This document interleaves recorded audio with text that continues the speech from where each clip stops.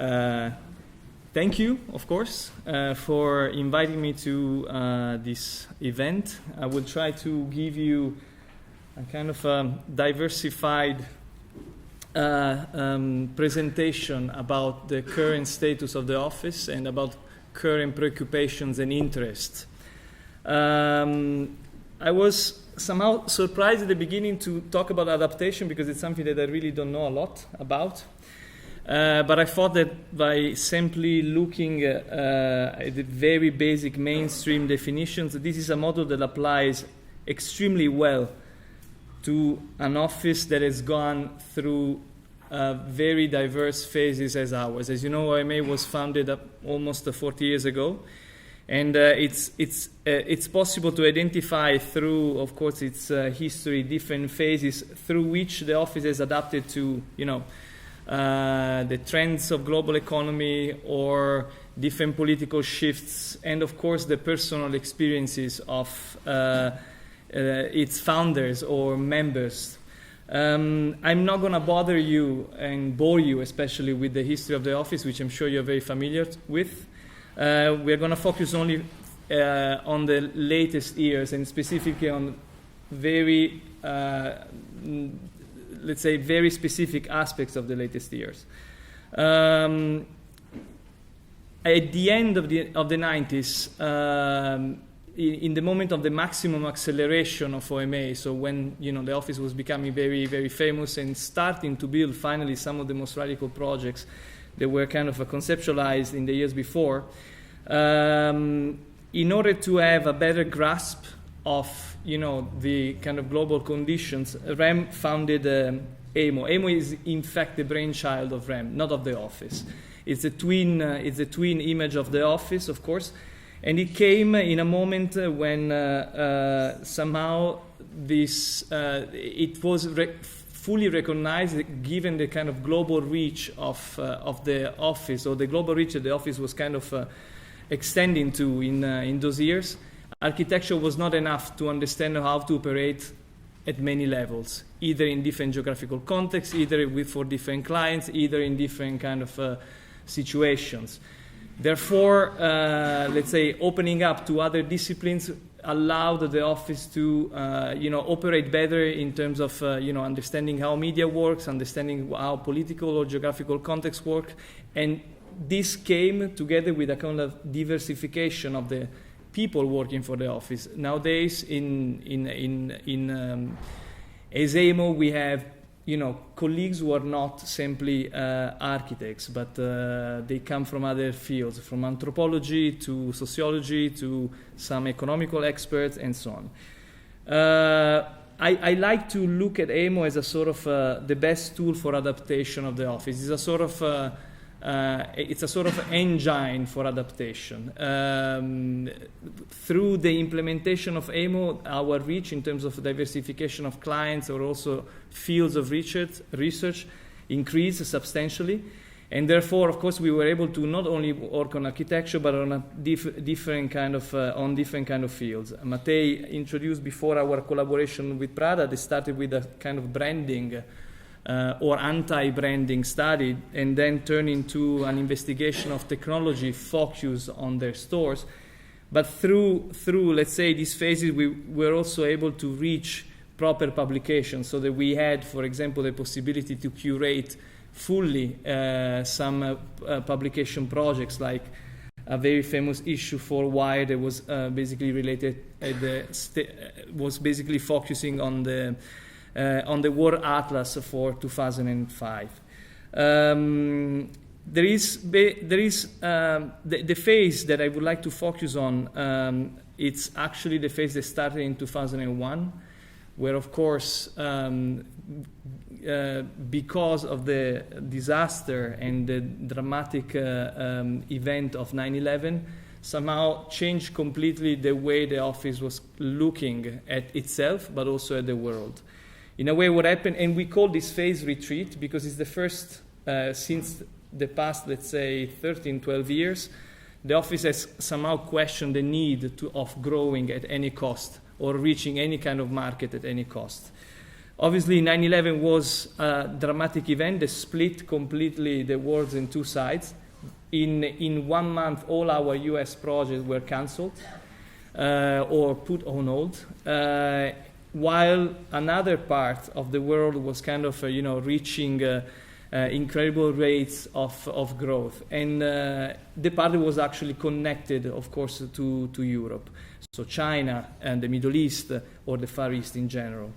Given this sort of shift of global balances, what we took the chance somehow to redefine our relationship to Europe. And we did this by actually being assigned work, a kind of strategic study by the European Community for the rebranding of EU. Now we have the microphone. Okay. For the rebranding of the EU. So that, for example, we sort of, we simply looked at what European identity means, and we study a new branding strategy for the EU as an institution.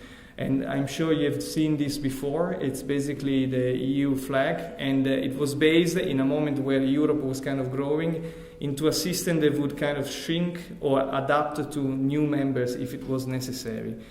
The EU flag became an exhibition about the status of Europe that was ironically staged into a circus tent in Brussels, and obviously was the flag used for many international events. They were officially, of course, recognized.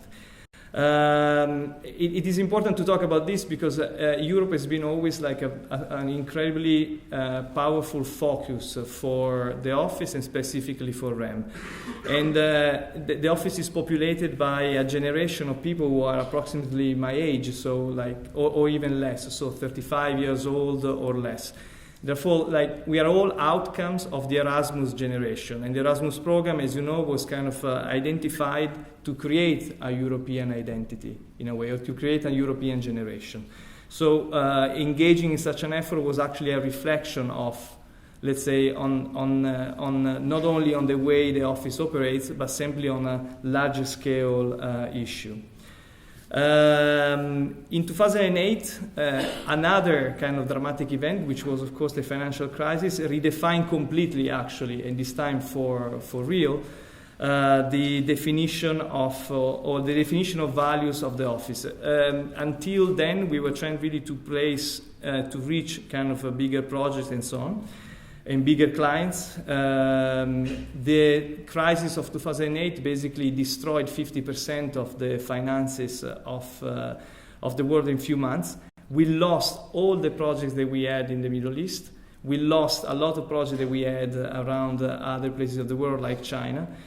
But we thought that somehow the decrease or the financial crisis could have been a good moment to rethink about what the office wants to do somehow, how the office wants to operate, or whether, again, the issue of growth is the only possibility, or maybe if there are other possibilities. So to a scary slide like this, somehow we oppose a slide of this. So in a moment where you can do or produce less, maybe it's a moment where you can actually plan, think, investigate, research more. So crisis not necessarily as a kind of negative factor, but as a moment where maybe the office actually shrinked at the time, but we were able to do less and do more research.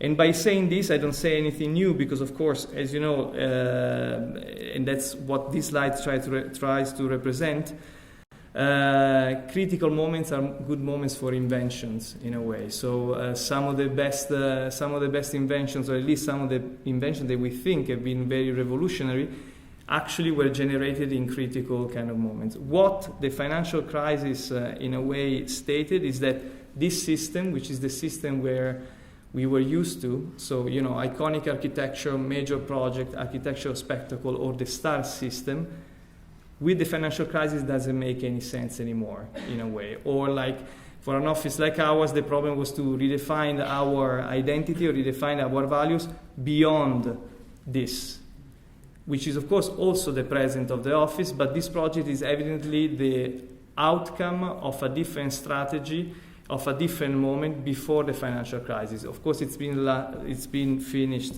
completed very recently. It's the CCTV tower, so the headquarters of the Chinese Central Television in Beijing, but it represents virtually a previous phase. And a phase that, of course, was not dealing with not only the financial crisis, but like all the issues that are raised by current critical moments or movements around the world. So the Turkish uprising around Taksim Square in 2013 was basically an uprising of people against a private development. So the fact that, for example, we are working with private investors for most of the time is being questioned at the moment in the office. Or recently, of course, the recent facts of Kiev, which are emerged from a European question or European connection question, of course, are on our plate. In a way, what happened is that the scope in these few years of the office has been highly diversified. So what happened, what basically we are trying to reach to is to new interests or new strategies in a way that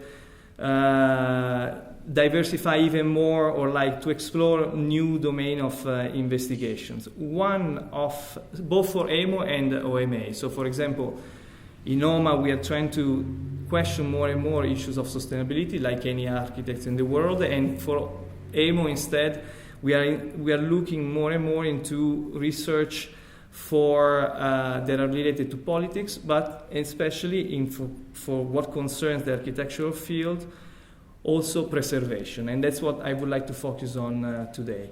In 2010, preservation is one of the latest obsessions of the office in a way. So from, OMA is normally known for very radical architecture, but recently we have been trying to understand or like push also as a research and as a kind of a field of investigation the possibility of reuse.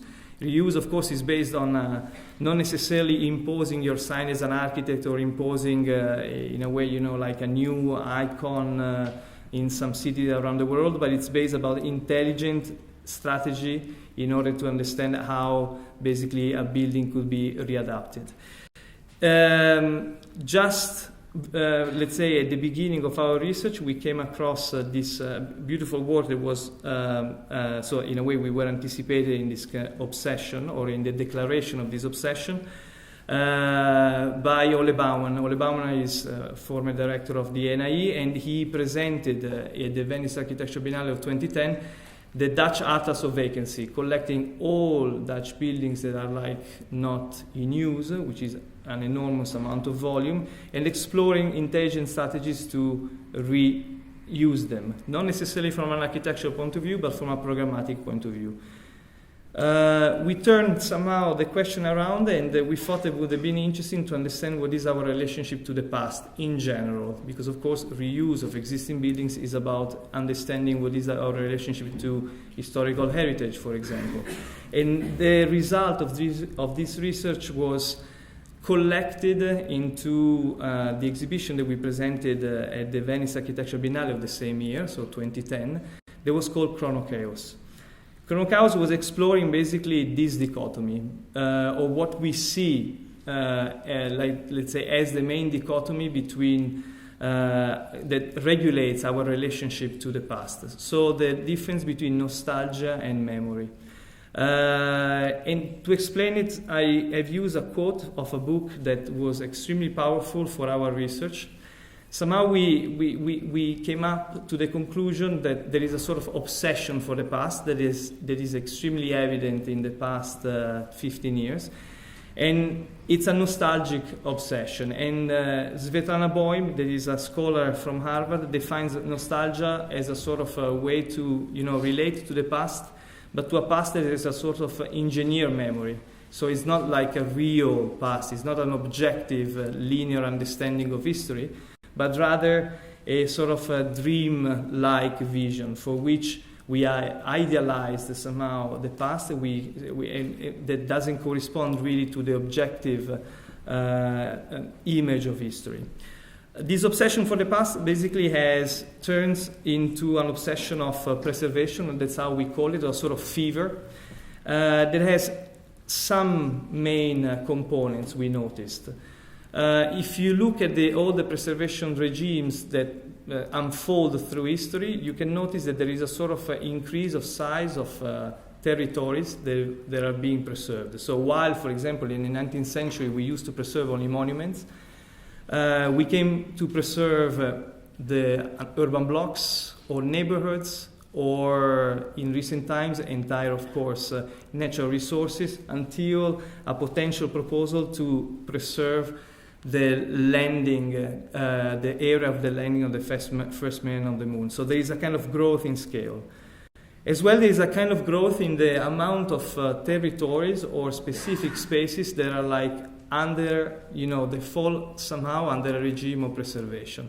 The first regime of preservation that we looked into is the UNESCO regime, because of course that's global and gives a sort of overall view of the whole situation. But what is scary about this graph is that while the red is what is being already preserved by UNESCO, the white represents what are basically the places or the sites that each country proposes to the UNESCO to be preserved. So it's called the tentative list. And as you see, there is a sort of escalation somehow through time. So this sort of fever of preservation is very, very intense. We try to calculate the amount of areas or territory that falls under some sort of regime of protection. And what you find out is that if you add all of the areas, sites, monuments that are preserved, you end up to an incredible percentage. That is approximately 12% of the surface of the Earth. And it's, of course, increasing given the graphs that I was showing you before. And this means basically that we live in a sort of opposition, or like we live in a sort of constant opposition. On one side, there's an increasing curve of territories that are preserved, so they fall under preservation, they cannot be changed and so on. On the other side, there is a huge investment into progress, and of course territories that need instead to change in different parts of the world. And these phenomena, of course, are less evident in emerging countries, but are very evident in Europe, where the need of transformation is still there, but the possibility of transformation is much more limited than in other places of the world. Then, of course, we found out that the whole preservation system is not necessarily, objective. UNESCO works according to politics, so whatever is preserved or not preserved is actually related to global economies. And normally the countries that have the highest increase of sites that are preserved, they get accepted by UNESCO, they join the UNESCO Global Heritage Convention, because that generates an increase of touristic flows, and that's what this map is showing. Another domain, somehow, another kind of phenomenon that is linked to this kind of fever of preservation is actually related to time. I was telling you before that there is a sort of a growth in scale. There is a growth somehow in territories that are occupied by preservation regimes, but there is also a speed in terms of what is preserved and when. So if you go through different acts of preservation from the 19th century on, you see that somehow the distance between the moment that a building or a monument or a territory is preserved and the moment that it's built is shrinking more and more, to the point that we could even think that at one point the preservation, that is of course normally a retroactive practice, could become a kind of a prospective practice. Funny enough, this happened to one of our buildings, the Maison Bordeaux, that I'm sure you know, that 2 years after its completion was declared a national monument. In the same year, we were asked to change it. And because of this, we were not able to change it. So our own building was declared a monument. The same client that commissioned the building asked us to change it. There was a kind of need for a change, and therefore we could not do it. So, for example, this house, it's based on this platform that used to be the office of this of the person who commissioned the house, who was not able to move. He was moving on a wheelchair. The office was removed, and the only thing that we could change, and this was a very superficial kind of attitude, we wanted to get rid of the platform and do something else. We could not get rid of the platform, and we just changed its meaning from a working place into a sort of, fun place. Actually, what happened is that the client was very sick and he died when this transformation was asked. The farce of history, or let's say this obsession with, or nostalgic obsession with art, with history, is of course very evident when you look at cities around the world, where normally the majority of local preservation regimes allowed to change dramatically, at least in many parts of the world, the interior of the buildings, while the facade has to stay like that. So there is a sort of discontinuity between the historical matter and the non-historical matter. And again, always on the same kind of history as a farce. I come from Italy. This is very evident there, but there are many situations in Germany, in North America, and in other parts of Europe, where as architects we are confronted with laws that are somehow not allowed to implement into an historical context something that looks very, very new. So that we are forced somehow to adopt historical language, although the historical language is simply mimicking history. It's not real history. The obsession of the past goes on, of course, and generating some extremely strange situations, such as building a building with the shape of an old building, like here in Champs-Élysées in Paris, and doing it almost like a reenactment of an old building with a new kind of material. And again, collateral effects of the preservation systems or of the nostalgic obsession is La Sagrada Familia, a building that is of course recognized as a monument, is recognized as a monument by the UNESCO, but is obviously, not historical. The preservation fever somehow expands to also domains which are not tangible. So the UNESCO has actually launched 10 years ago a campaign to preserve the intangible, that is called, of course, intangible heritage. That is a sort of, it's a sort of a campaign that is aimed to preserve tradition, culture, folklores around the world. So that now we were basically discussing, increase of scales, of territories, but of physical things, and now somehow the thing is, we are kind of trying to preserve in a very formal way gastronomy, calligraphy. The Mediterranean diet is actually falling under this category, whatever it is. And very interesting kind of things are happening in such a way that, for example, Chinese acupuncture is listed as intangible heritage, or the Turkish oil wrestling. So it's something that somehow it's permeating several domains, even art, as you know. And I'm sure that for those who are familiar with the recent evolution of contemporary art, reenactment is a huge thing lately. And I'm going to show you 3 slides that prove somehow this point. This is a very famous performance by Marina Abramovic and Ulay in 1977. It was called Imponderabilia. It was reenacted first as a Second Life event by a group of artists, and then reenacted after the virtual reenactment. So this is very strange. After the virtual reenactment by Marina Abramovic at the MoMA in 2010. So even art somehow gets re-engineered, or performances which were meant to be, like one single moment in time, are engineered to be, replicated and so on. Our interest in preservation starts with this project. Now I'm going to show you a few things that they are not the proof of any dogma or any consideration of what I was telling you. They're simply the proof that we are interested in this topic, and we're still trying to investigate it, and we're still trying to read its contradictions.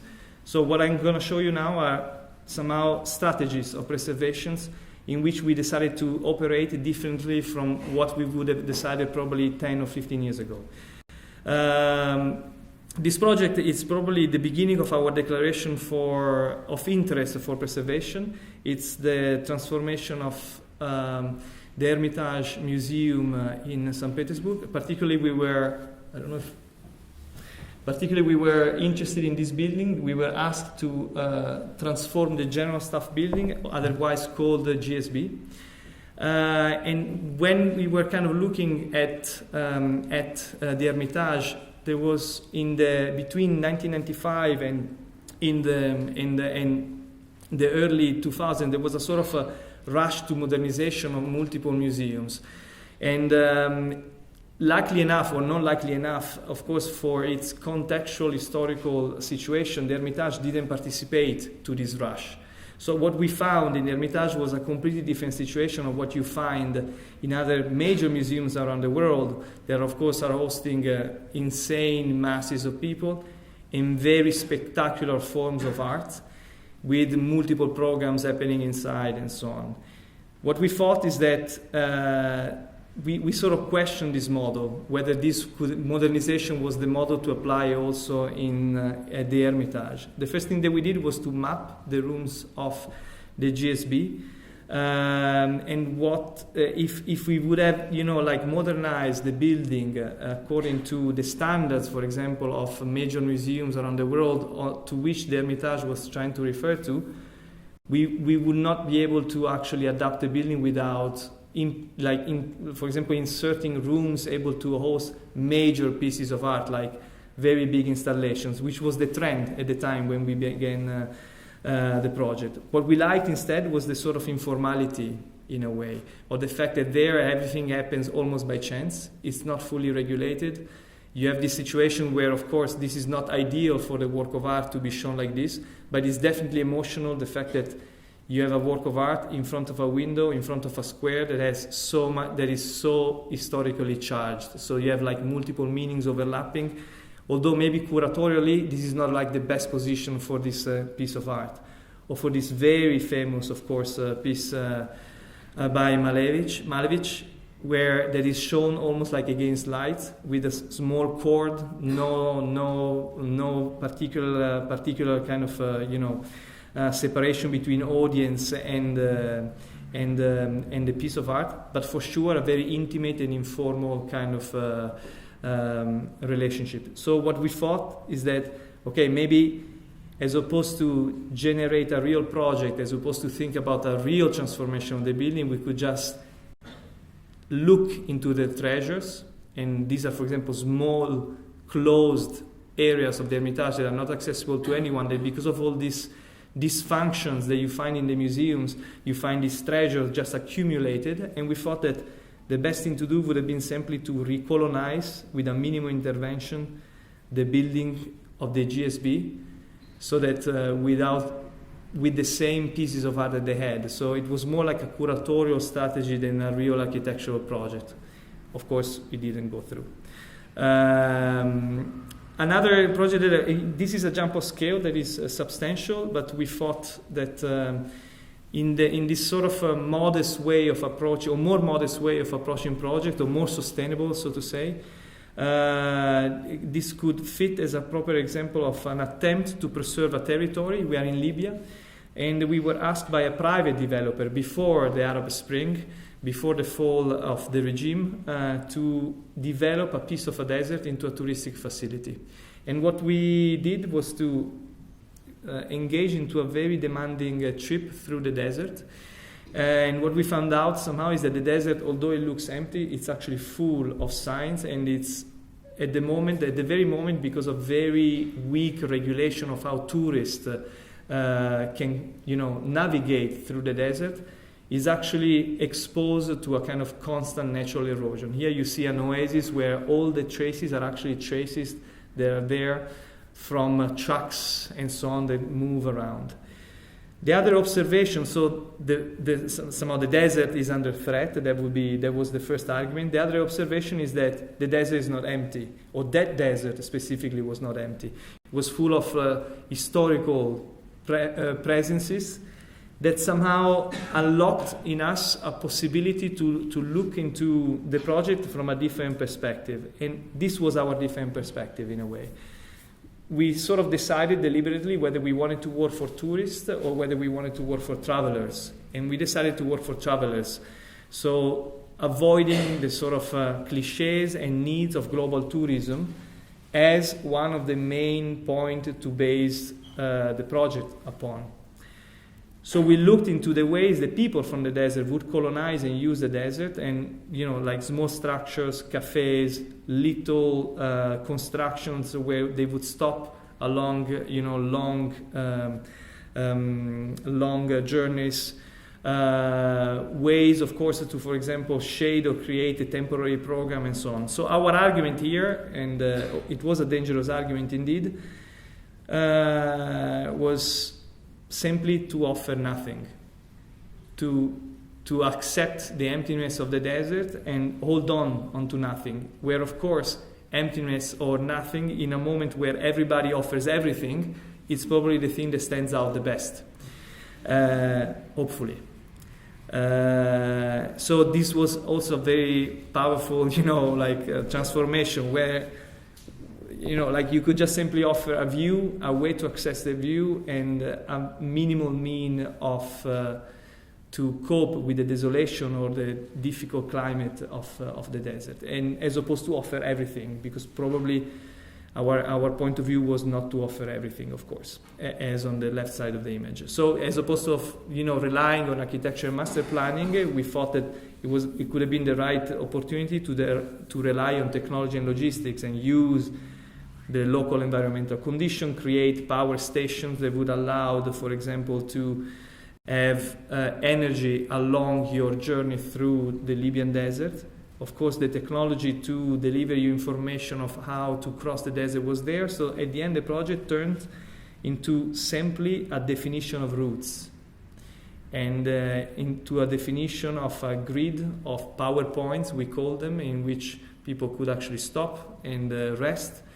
Or in the mapping, parallel the mapping of the pre-existing situation of the desert that could have been reused for this kind of touristic or traveled exploration of the desert. With the outburst of the Arab Spring, of course, this project was cancelled. That's what I'm saying when I was explaining while walking here to Mattei, that given the scale of our office, we are really depending somehow on all the historical facts that are happening. So a lot of our projects, they're really linked to political systems, and they're really linked to the shifts of global economies or politics. Enormous jump of scale.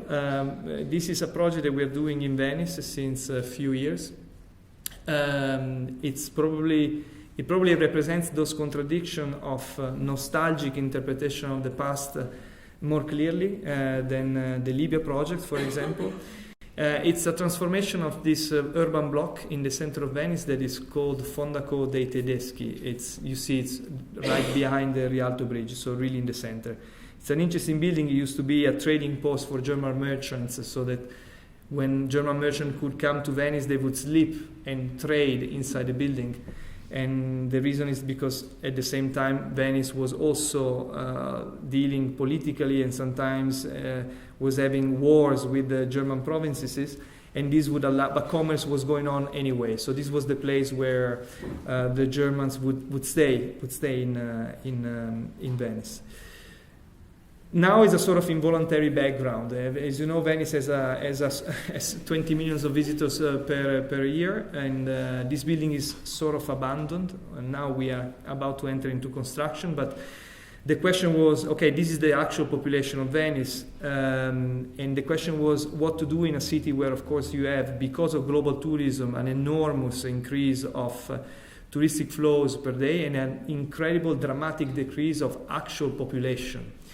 And a city that responds to this kind of problems only through those two strategies, basically. They either build hotels or they offer cultural events, which are, of course, another form of touristic offer in a way. They are not necessarily urban functions. So this graph, for example, shows you the magnitude of the cultural offers in Venice, which is extreme but doesn't really serve the local population.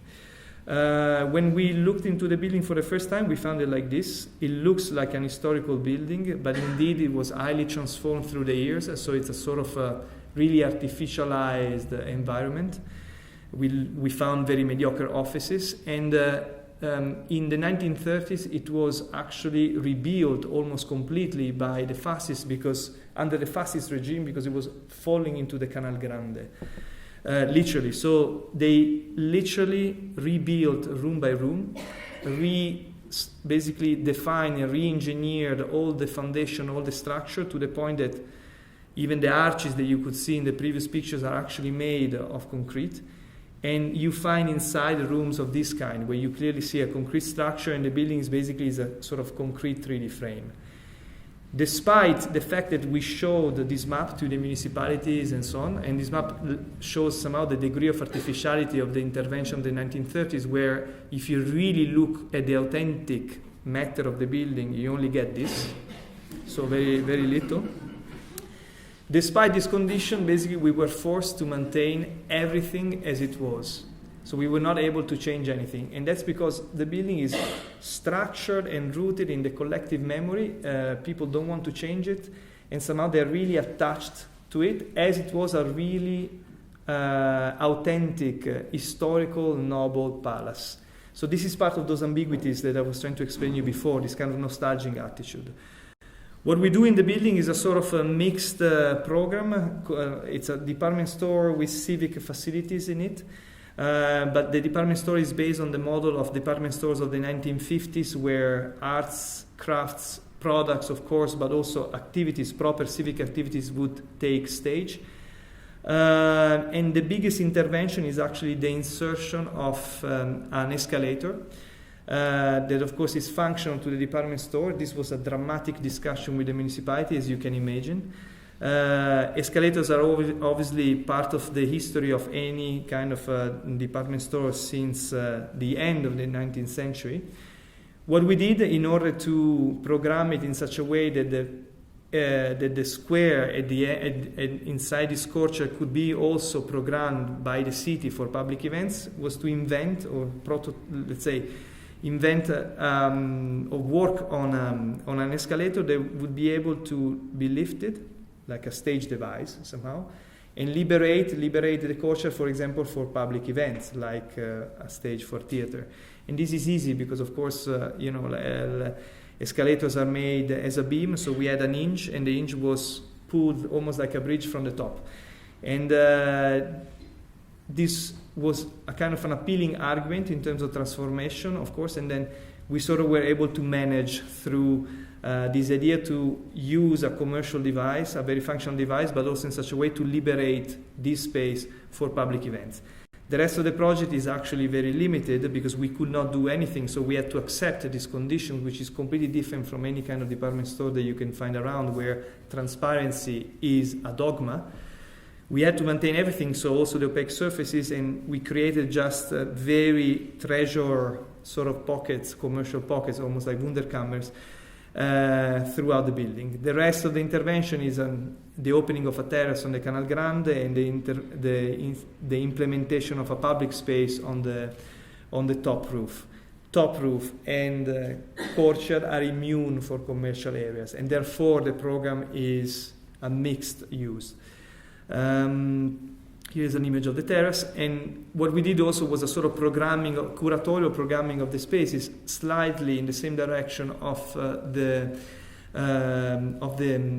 Hermitage project that I was showing you before, where we declare simply areas where the city could actually program directly the activities inside this building.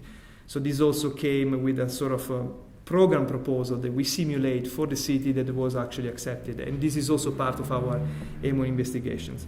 Despite all this goodwill and analysis, this project was highly debated in Europe, and with an incredible resistance, especially from the Germans, that have a sort of sense of ownership on the building. And of course, yes. By the way, that's the view that you will get from the project. And of course from the Italian community that of course stated, Rem Koolhaas is the enemy of the past, we had to face apocalyptic titles and interviews and so on.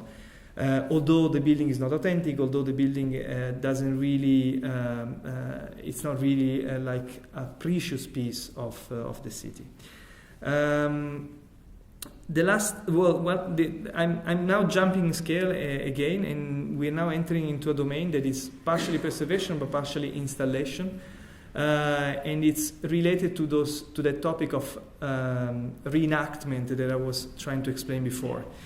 Last year, we were asked by Fondazione Prada, that, as Mattei was saying, is one of the, let's say, main clients that we've been working on, not only on the commercial side, but also on their cultural side, to restage a very famous exhibition in Venice, in their home in Venice. There is a Baroque building also facing the Canal Grande.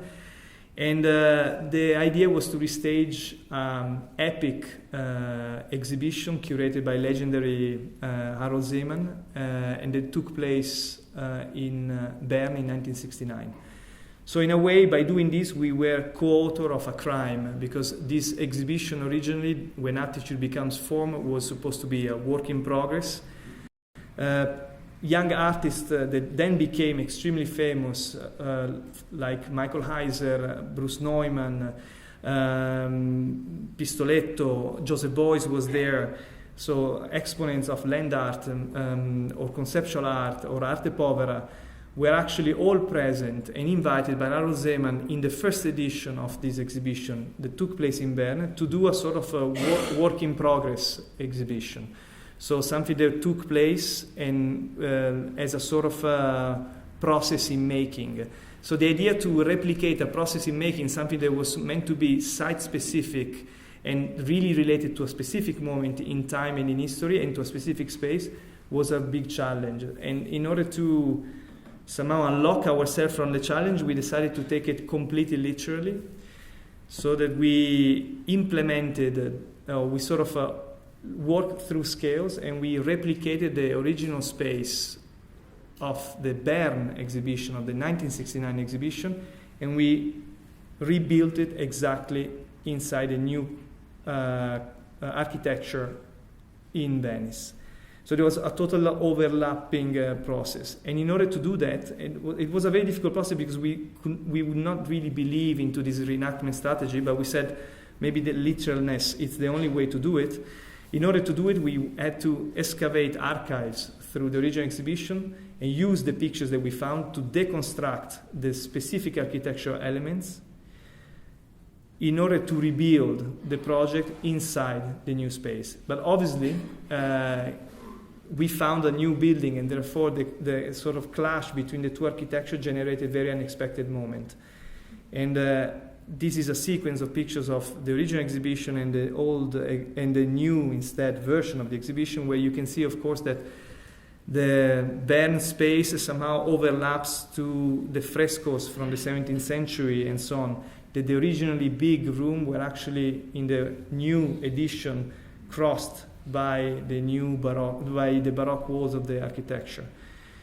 And we even restage specific site-specific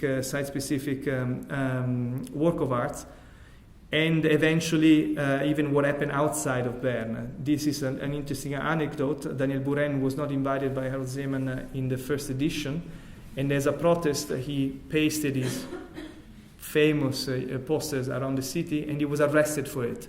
So we did the same 40 years later, and we pasted this basically posters around the city in order to have exactly the same conditions. It was a very corrupted kind of mental process that generated a sort of stage in limbo.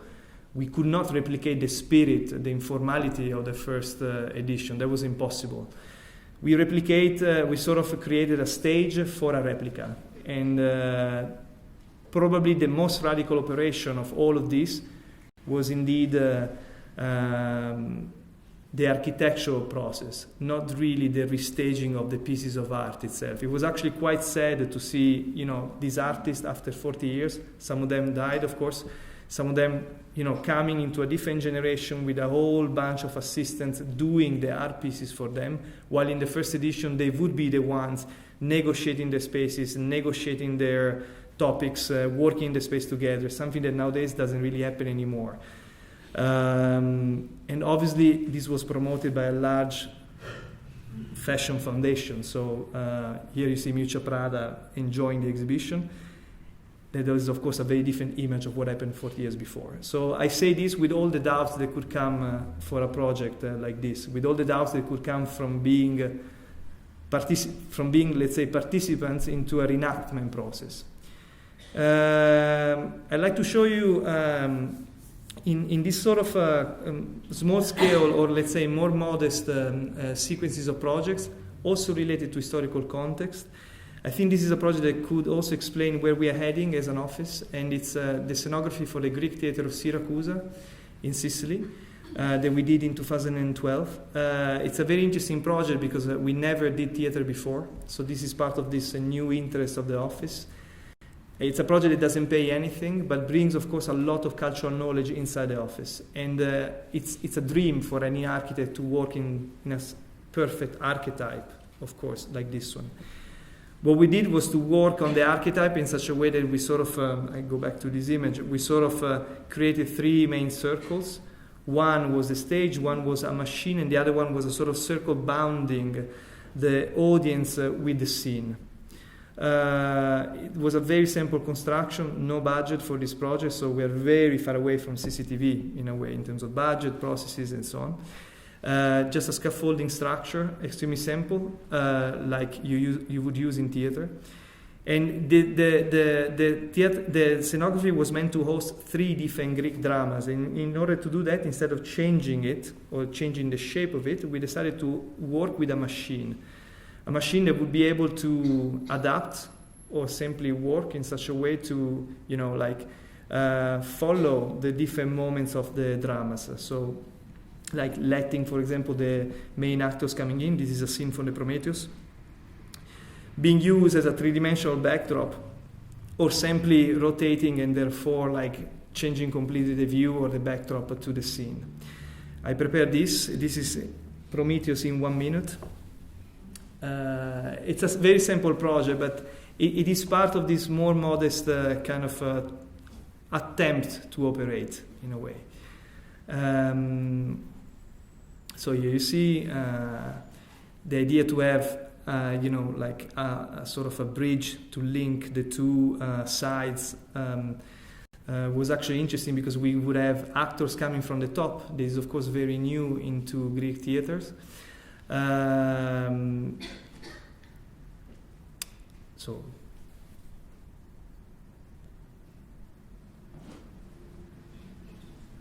it was, Greek drama sometimes is also very slow, so we also try to give it a bit of dynamism in a way. This is the moment where Prometheus is swallowed back in the earth, and that's how it was staged by us.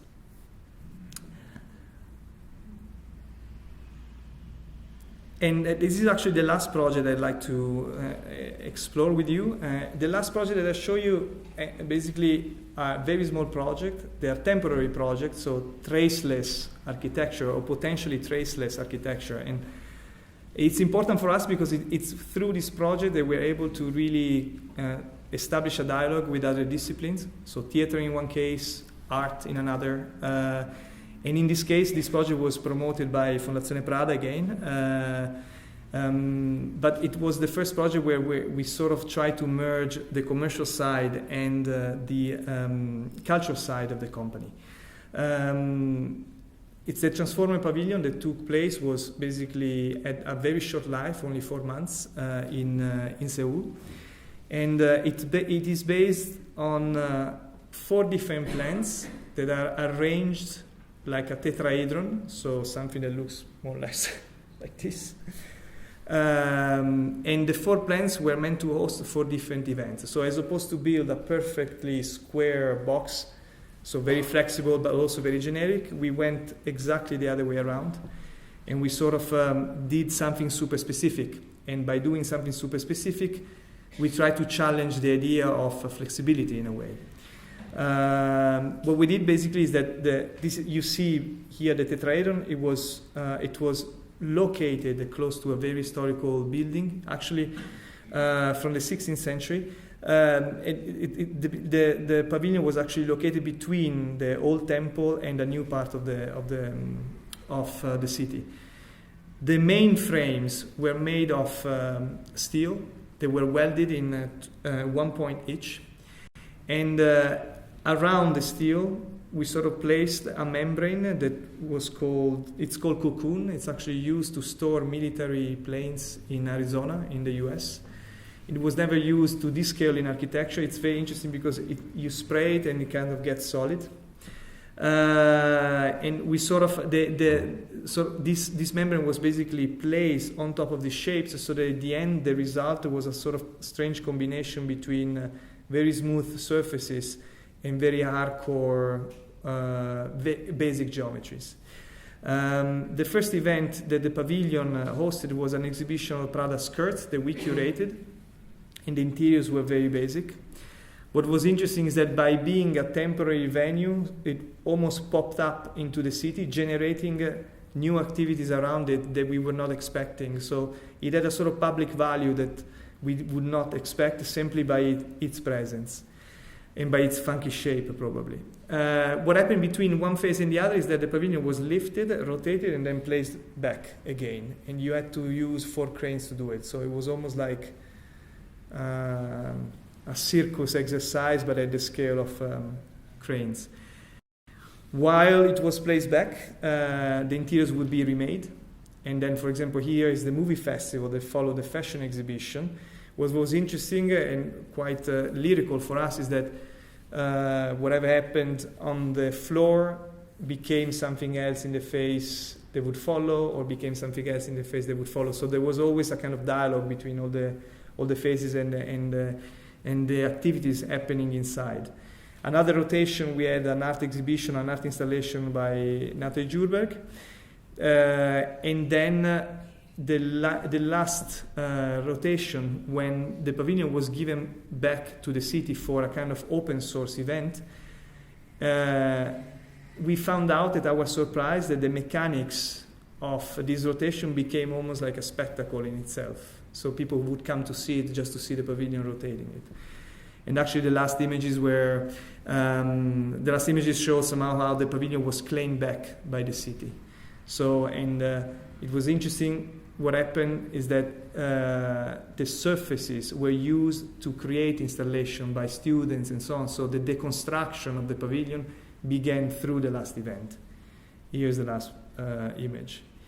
So going back to my questions at the beginning, I highlighted a few things that maybe have to do with the topic of adaptation to a certain extent. I hope so, at least. But I would be finished with this.